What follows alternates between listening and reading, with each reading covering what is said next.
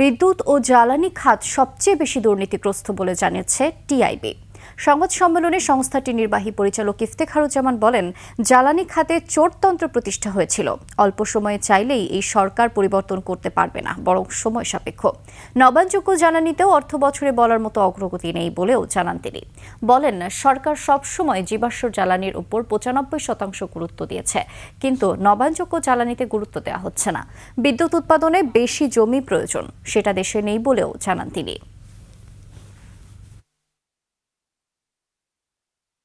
জ্বালানি খাতের যে নীতি ও কৌশল এবং পরিকল্পনা, সেখানে আমরা অনেক ধরনের অসঙ্গতি, অস্পষ্টতা এবং এক ধরনের উদ্দেশ্যমূলকভাবে, যেটা আগে বলেছি, জীবাশ্ম নির্ভরশীলতা তৈরি করা হয়েছে।